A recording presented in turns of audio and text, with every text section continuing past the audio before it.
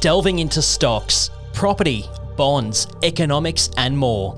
This is the Stock Market Mentor podcast. Taking an unconventional stance, we challenge the industry to help you protect your investments and empower you with the knowledge to become a savvy investor.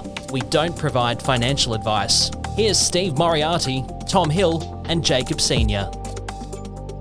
Okay, we're here for another edition of Stock Market Mentor podcast. I'm Steve Moriarty, and I'm here with my esteemed co-hosts, Tom Hill and Jacob Sr. How are we, gents? Good, mate. You had to think about that one, didn't you? Esteemed or... Struggling for a good adjective. Anyway, righto, we're going to get on with it. This week we're going to talk about the finance theory versus reality. Now, what we're talking about here may be a little bit dry to a lot of people.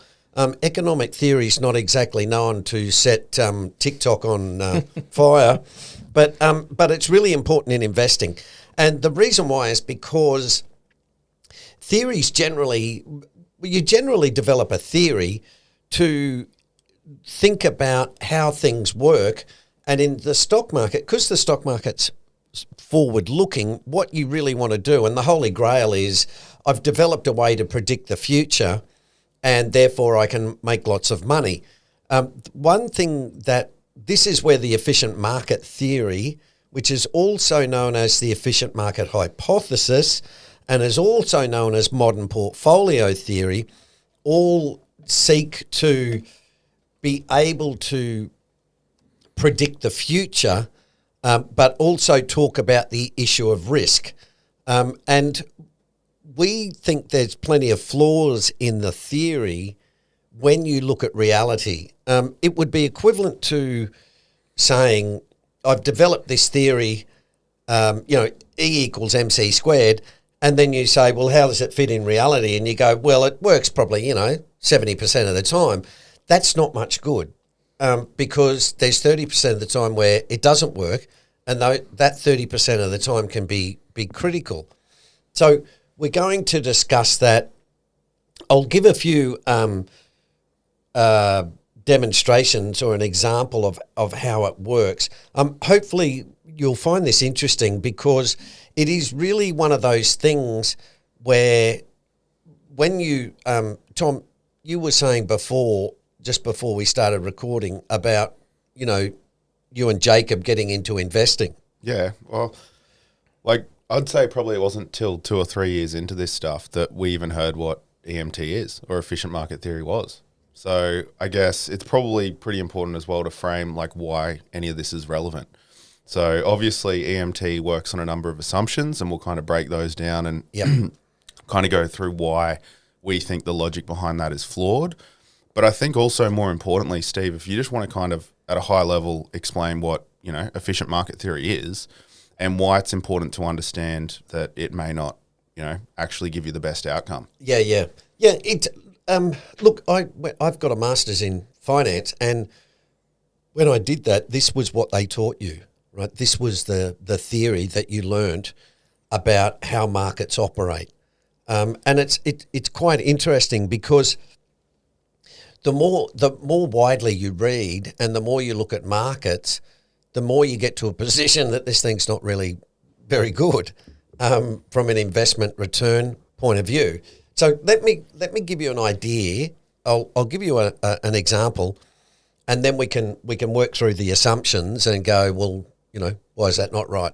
So basically, modern portfolio, the whole idea kicked off in about 1950s with a guy called Harry Markowitz. And the idea was, okay, how do we deal with risk in terms of investments? So this is what Markowitz said.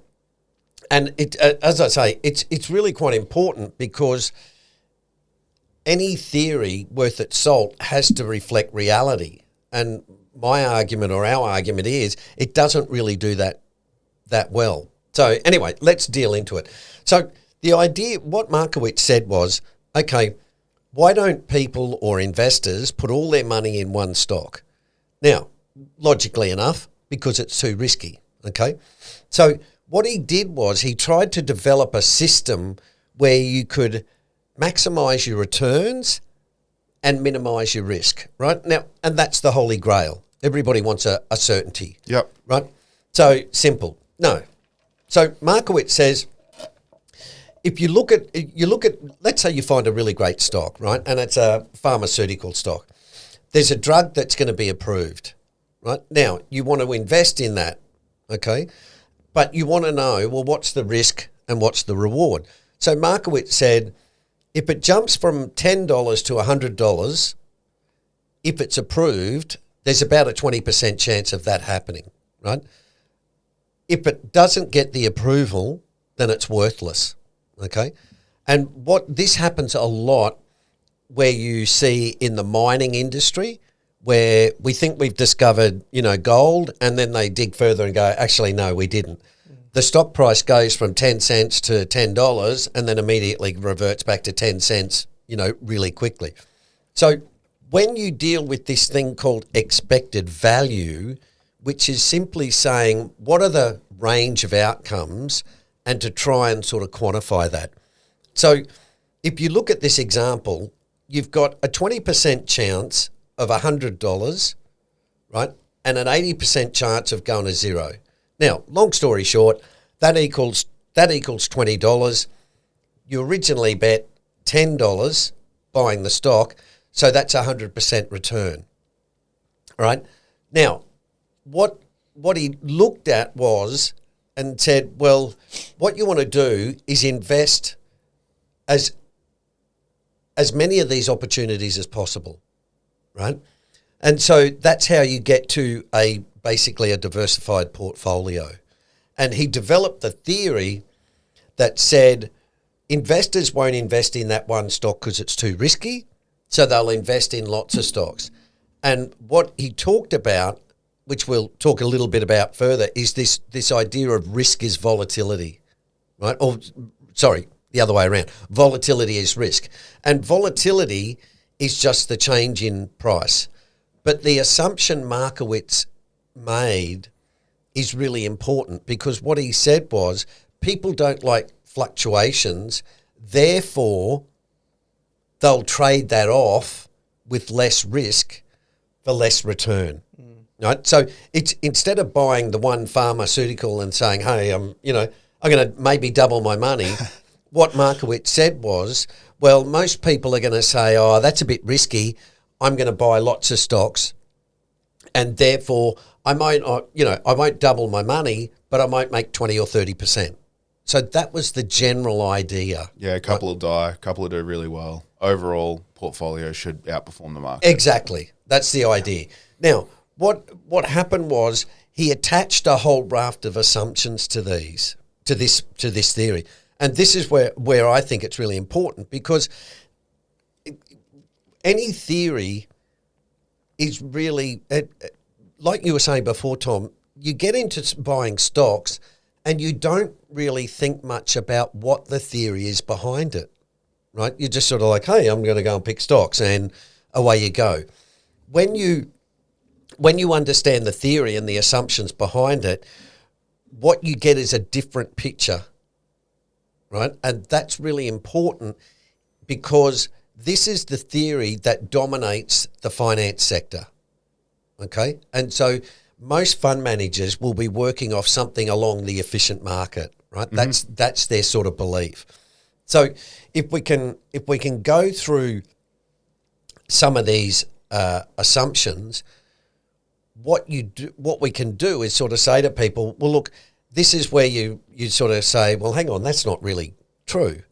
And if it's not really true, then you have to, what you're doing is you're chipping away at this theory by going, well, hang on, Steve, where is this thing actually working, right? Well,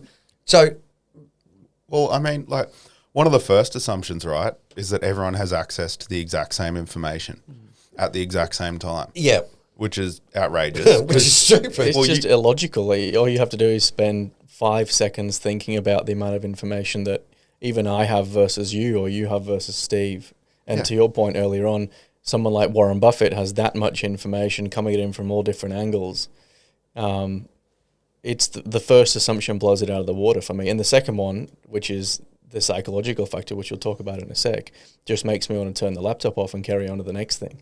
It just doesn't make any sense. Yeah, but you got to. This is why it's really important, because when you're getting information from the media, and you're reading about stock prices or that sort of thing, what you don't realise is there's an underlying theory and assumptions, right? So that would be great if it was relevant, but when you look at it not being relevant, that's when you start to struggle and say, well, hang on, why is this thing any good? So, but the first one is really a killer. It's a bit like, oh, well, everybody's got the same information, and it's like, actually, well, no, that's not right. And it's like, yeah, but just pretend everybody did. And it's like, okay, well, let's pretend. And what's the next one? Well, the next one is according to the efficient market theory, it's when you invest, it's a single period, right? Now, what do I mean by that? What they're saying is you have this one start and finish period for investing, right? And what we're saying is, well, hang on, people don't invest $100,000 when they're 20 and go, right, now I'm going to come back when I'm 60. That's not the way you invest. Most of us, if you think about superannuation, dollar cost average or, invest that way. Yep. So what that means is we're saying, well, hang on, there's periods where it's really great to put a lot of money in the market, and there's periods where you shouldn't put a lot in the market. But the EMT doesn't account that way. And so again, the more you work through the assumptions, the more you start going, well, that one's not right. No, that one's not very good either. That one's not very good either. And you get to the point where you're saying, as I said at the start, it's a bit like, well, Steve, when is this thing actually work? And what we've found since Markowitz started this stuff in the 50s is there's more and more of these anomalies coming out, right? These things where you go, oh, well, according to the theory, that shouldn't happen. Well, it just happened. Well, now we have so much data that investors and rational people can actually look back on.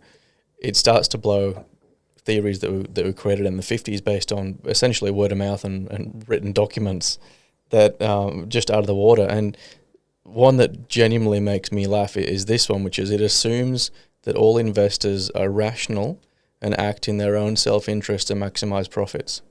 Well, we're not all rational. Yeah, I can tell you for a fact I'm not. Yeah, I'm not. I've never bought my emotions to the stock market. Don't know about you guys. But that's a valid point, isn't it? I mean, if you said that to people to start with, people would go, well, that's ridiculous, right?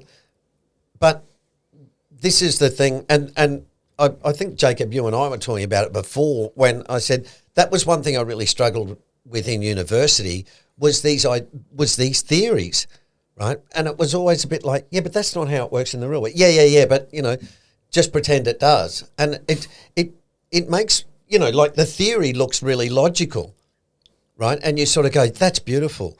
Yeah, but it doesn't work. And it's like, okay, so what's the point of it? Yeah, but it looks really nice. Well, But it gives you comfort. Yeah. In predictability. It's easy to talk about, Yeah. and it gives you predictability, and it also incentivizes the bigwigs almost, and say like this is the theory that you need to look at. Keep your money in the market. We'll continue to take the fees, and happy days. It'll always go up. Yeah, the industry at some point, and we'll talk about alternatives soon, but the industry went, actually, this is really good because first of all, you can then say to people, well, you need to diversify, and we can do that for you.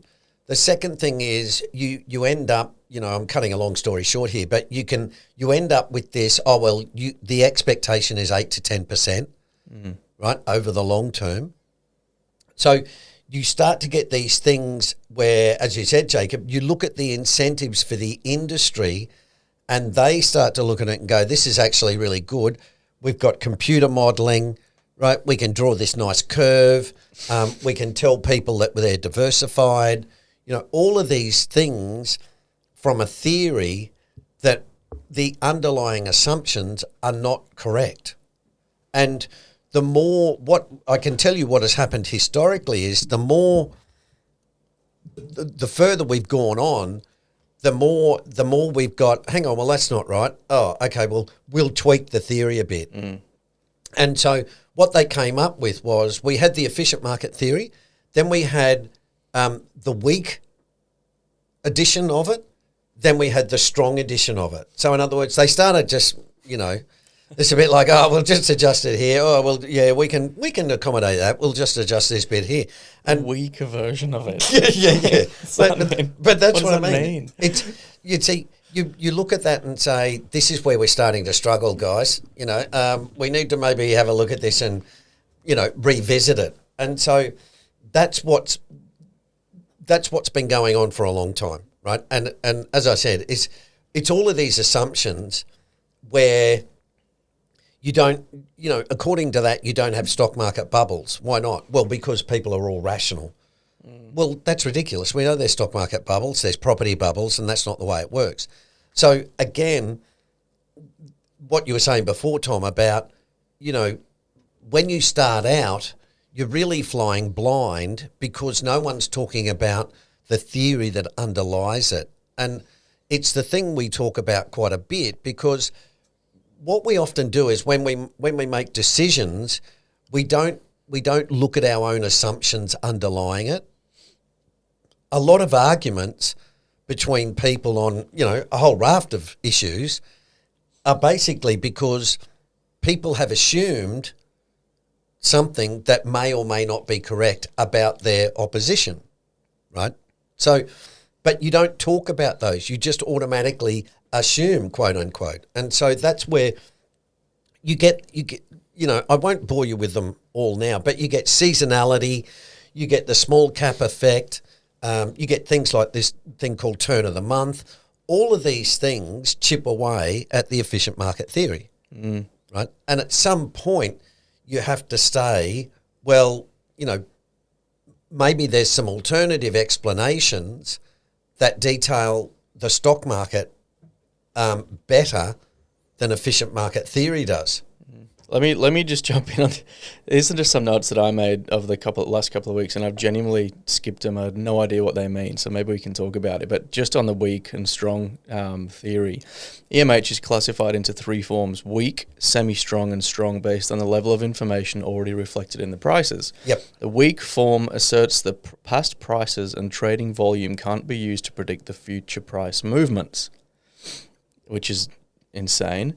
The semi-strong form states that the public information, such as financial statements or news, is already incorporated into prices, making it difficult to consistently profit from it, which is against the whole theory itself. And the strong form argues that all information, including public and private, is already factored into security prices, making it impossible to gain an advantage. Yeah, but you're all wrong. But that's what I mean. What did you just say? Well, that's the strong form, which is what's genuinely accepted across the industry, is that all price is the price that it should be, and nobody can make money from it. Well, we know that in earnings yields and due to psychological and behavioural factors that you can make money because they're under or overpriced. Yeah. But that's where we should probably have a quick chat about the alternatives. So most people will know or hopefully have heard of Robert Shiller and his book Irrational Exuberance, right, brought out in 2000. He gives, if you think about the human brain, you've got two parts, right? You've got the rational part and you've got the, irrational or emotional behavioural part, okay? Efficient market theory says, here's the rational part. What Shiller said is, okay, that's not right. Here's the data to show it's not right. And what he simply did was he said, look, if you look throughout history, dividends are fairly stable, right? Maybe 3-4%. And what he said was, if the efficient market theory was right, the prices wouldn't be so volatile, right? Because remember, that's what Markowitz said. What Shiller showed was the prices were really volatile, right? And we know that. So Schiller then set out basically to say, okay, well, if it's not rational, how do we look at it? And that's where he came up with a lot of the behavioural stuff. So you then delve into things such as groupthink, right? And we all believe, like we're talking in, what are we in, June, and NVIDIA's, gone through the roof, right? Well, that wouldn't really be possible, but you've got all those behavioural aspects of humans, which is we're all jumping on the latest hot stock, we're all bailing out of the good stocks or the bad stocks, and so you've got a groupthink behavioural mentality going on, and there's more and more of this stuff. GameStop. Yeah, absolutely. Short squeeze, yeah. What it's showing is that there's this thing called social physics, right? Which is basically, let me give you a short demonstration. 10 people are standing at the lights, right? There's no traffic coming, but there's a don't walk sign, right? You're all standing there and everyone's thinking, well, really, We could just walk on. I'll just walk on, right? But it takes one person to do that. When one person does it, the next person thinks, oh, well, if Jacob's walking, I'm walking. Right, so I walk. And then two people walk. Tom says, oh, well, if those guys are walking, I'm going to walk, right? Pretty soon there's an idiot standing there by himself, right? Because everybody else has walked off, right? The two shoes. And it's yeah. But what it shows is a couple of things. Is one thing is everybody's got a tolerance level, right? And so generally you don't want to be the first, but you're happy being the fifth or the sixth or the seventh, right? But we've all got a gauge as to where we form in with the crowd. So what Schiller said is, when you look at these markets and you get stock market bubbles and property bubbles and bond bubbles, what you're seeing is the behavioural aspects of people in the stock market. That wasn't part of Markowitz's theory, right? And that's where it's become more and more obvious that the theory is not really appropriate once you start investigating it a little further on, right? Comes back to valuations. Well, a lot of the time, yeah, it does. It does. But you see, again, according to Markowitz, the value is the value, right? Or the price is the value. And what we're saying is, well, no, there's a big difference between price and value, right? But according to Markowitz, it's like, no. If it's $1.10, then that's the price because everybody's rational. They've all got the information. Jacob might think it's positive. You might think it's negative. They cancel out. And so the price you see is the quote, it's worth, yeah. the real price, right? So the other one, which we'll talk about in a lot more detail, is the Kelly criterion, more quantitative. It's a little bit, it's fairly sort of heavy going. We're going to do a series on that, but again, I think it's really important because when I've coached people and talked to them about this is the efficient market theory, this is the Kelly criterion, or called capital growth theory, most people go, oh yeah, that one makes a lot of sense. And that's the Kelly criterion. Well, it makes logical sense to a lot of people as well. Well, it's based more on reality, right? Which is saying, well, there are information advantages, and Warren Buffett knows more about the stock market than you ever will. That's an advantage, right? So there's these. Once you get away from the assumptions of the efficient market theory, you then start to look out into alternatives to explore the way the markets really work. And there's a lot of that stuff that's been going on over the last probably 20 or 30 years. And what you're finding is more and more the efficient market theory is fading away. And I think you mentioned it before, Tom, about if you take that away, then you get left with, okay, well, how does the stock market really work? And then it gets a bit messy. Well, if you take that away, it's hard to predict, and people want certainty. Yeah. So exactly. if I'm going to go to someone for help managing my super, for example, I want them to be able to tell me what my expected return is. Well, with a A degree of Yeah, with a certainty. degree of probability. Like, listen, mate, Tom, 8 to 10%. Correct. Yeah. But really, like, no one can predict that accurately. They can only decide, is this overvalued or undervalued? Yeah. I mean, if anyone figured that out, how to predict 100% of the time, every time, They'd be in the Bahamas after Yeah. one bet. absolutely. But it's true. It's again, that's what I was saying before. When you look at the incentives around the efficient market theory, it gives you a great degree of certainty, right? And that's what people, as you say, if you're uneducated about stocks, that's what you sort of go, oh, okay, well, yeah, that makes sense, because you're not underlining the assumptions. Well, it's almost hypocritical as well, because you think about the efficient market, that hypothesis, and they're essentially saying that you can't beat the market over time. However, within the industry and the subsections within the industry, there's tens of thousands of experts telling you that they can beat the market using that theory. Most don't. And most don't. So, which is super hypocritical from people that actually understand the industry, because you sit in a meeting with them and they'll say, "Oh yeah, look, we follow the efficient market hypothesis, and you just got to keep your cash in the market, and we'll compound you, or tell me between 8 and 10% or whatever it might be. It's a good time. It's always a good time to be in the market." And in the same breath, fail to make any money. Yeah, if you look at, I think we discussed this in a previous podcast, 85% of them don't beat the index. Mm-hmm.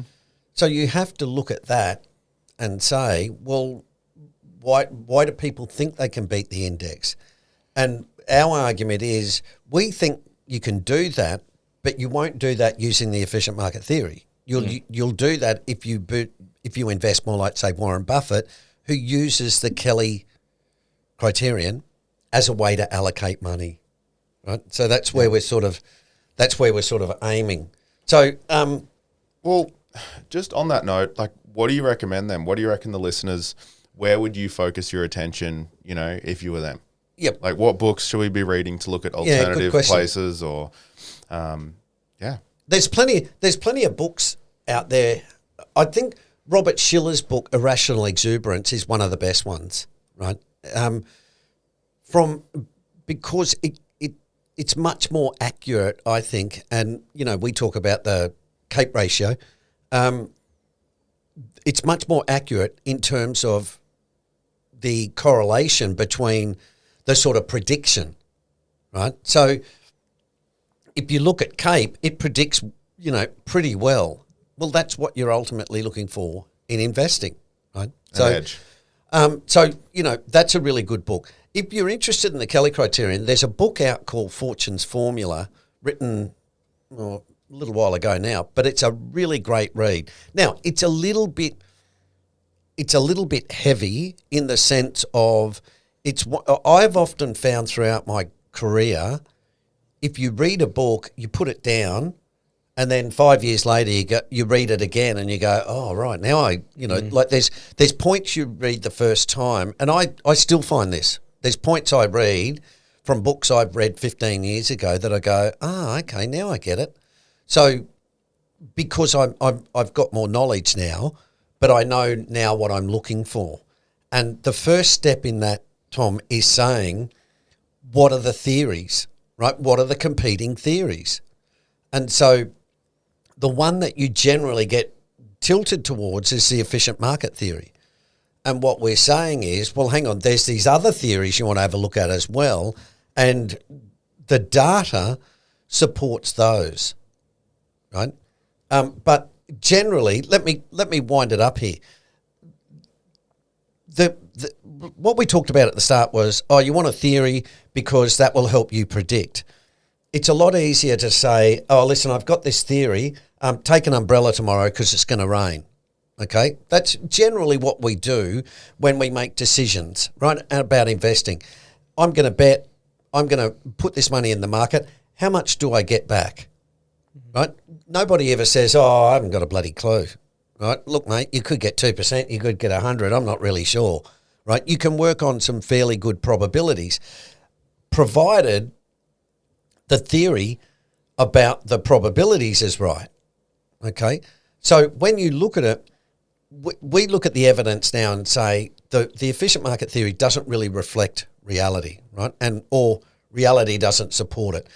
The problem is reality is generally a little bit messier than most theories talk about, right? Now, that makes it hard to sell a certain level, as you said, Tom, a level of certainty to somebody if they go, well, I went in and saw this guy and he couldn't tell me what the hell's going on. Yeah, looked at me and said, I don't know. And he wants to charge me 1.5% to manage my money. I'm good though. Yeah, promise. So the wash up is we don't think it's the best approach, and we'll be talking more about, what we think is the best approach. But what you should do is, I think you should basically read up on stock market history. Definitely buy Robert Schiller's book. It's a really great book. The other one is a book called Probable Returns by Ed Easterling. It's a really good book as well. And both of those books dismantle the efficient market theory quite substantially. So that's where you want to be heading. And as I said, we'll do a series later on about the Kelly criterion and talk about the assumptions underlying that, because they're much closer to reality, and most of the world's really successful investors, Warren Buffett, a guy called Jim Simons, and a guy called Ed Thorpe, all use the Kelly criterion. Right? So you sort of look at that again as evidence and go, well, there's got to be something in this. Good enough for them. Yeah. Well, they seem to be The doing all world's right. best investors. So, I'll just say this quote at the end. There's a great quote by Yogi Berra who says, in theory, there's no difference between theory and practice. In practice, there is. Right? And that's what we're sort of saying. It's all well and good to learn these theories, but if they don't work in reality, then, they're not that much use to you. Yeah. I think we might wrap it up there. We talk about it all day, hey? Yeah. Like, I just want to say, this topic is incredibly deep and broad, and if you have any questions at all, jump on the website, reach out via email, and if you have any real life examples even and you want to just get us to run it by you or run it by us, then just reach out. I'm more than happy to chat. Okay, see you next Awesome. time. Cheers. Thank you. Thanks. That's it for another episode of Stock Market Mentor. We hope you have enjoyed the show, and if you have any questions about the episode or want to discuss how we can help you become a better investor, please feel free to contact us at support@stockmarketmentor.com.au. We'll see you next time.